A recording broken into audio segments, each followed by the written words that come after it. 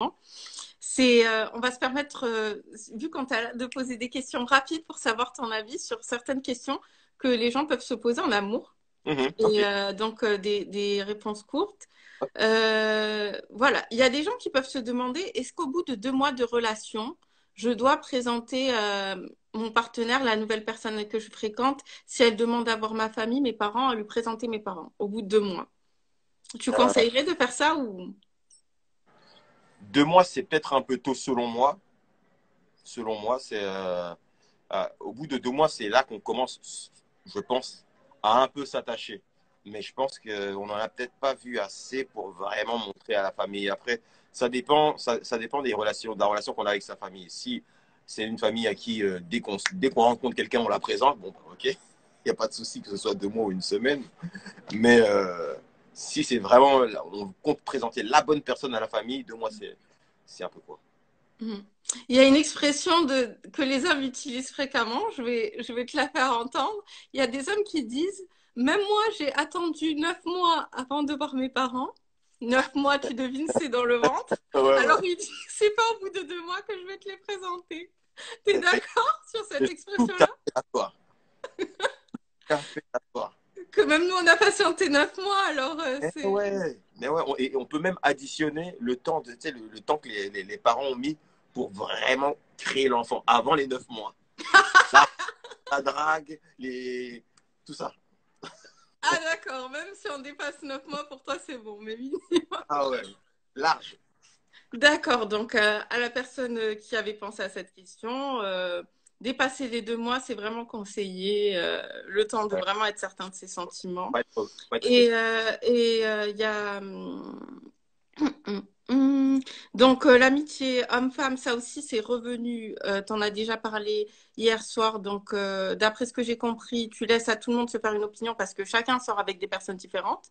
Peut-être qu'il y a des personnes auxquelles on peut faire confiance facilement.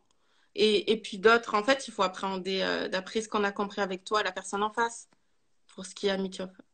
Ouais, et puis bon, après, c'est quand tu es en couple, faut être avec, déjà, faut être avec la personne qui a plus ou moins les mêmes codes à ce niveau-là que toi. Parce que si toi, tu as plein d'amis du sexe opposé, mais que la personne avec qui tu es est hyper jaloux, bon, ben, c'est un problème. Ah, donc s'orienter vers les personnes qui fonctionnent un peu comme nous, au niveau de Au l'amitié. mieux à ce niveau-là, parce que sinon, vous allez être ensemble, mais malheureux. D'accord. Donc, et puis une dernière question, il y a des gens qui ont des difficultés à savoir quand accepter de vivre avec quelqu'un. Des fois, ils ont l'impression que ce moment, surtout avec le confinement, des couples qui ont été enfermés ensemble, des fois peut-être un peu trop tôt, regrettent d'avoir passé le confinement ensemble, se disent qu'ils avaient encore besoin de rester à l'écart. À quel moment on peut deviner quand on est amoureux et en plus on peut vivre ensemble? Parce que il y en Deux a qui vivent différentes, hein. ensemble au bout de 2 mois, d'autres au bout de 2 ans. Ouais. Ça aussi, c'est propre à chacun. Tu peux être amoureux d'une personne, mais ne pas être prête à vivre avec cette personne. Ou alors tu peux vivre avec une personne, mais il te faut ton espace, ne pas être H24 avec la personne. C'est, Et toi, là, ça va être une question un peu personnelle, mais ça t'est déjà arrivé par exemple, d'être super amoureux de quelqu'un, tout se passe très bien avant que vous viviez ensemble, et le fait que vous ayez commencé à vivre ensemble, c'est ça bah ouais, parce que qui a là, mis de l'eau dans le gaz, on va dire. bien évidemment, ça m'est arrivé. Parce que c'est là que tu vois vraiment les réflexes. Il y a un moment où la personne ne peut plus se cacher. Tu vois. Les moments où tu ne vois pas une personne, ça permet justement à cette personne de se lâcher sur certaines choses et qu'elle ne souhaiterait pas te montrer. Mm, Et c'est la même chose pour nous d'ailleurs.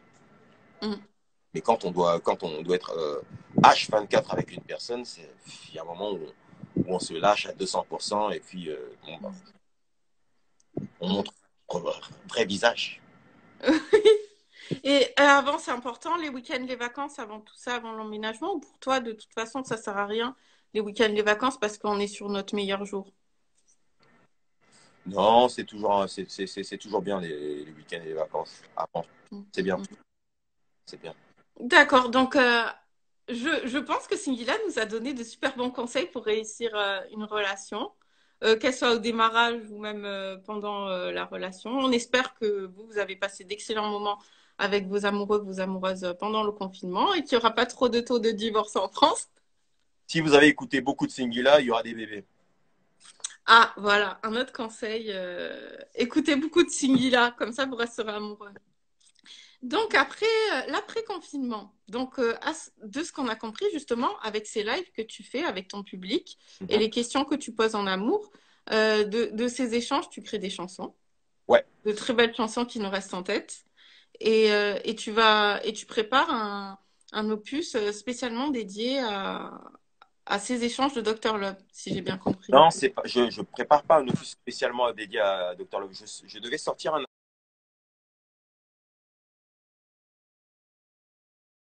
Mm. Euh, Vraiment donc trop.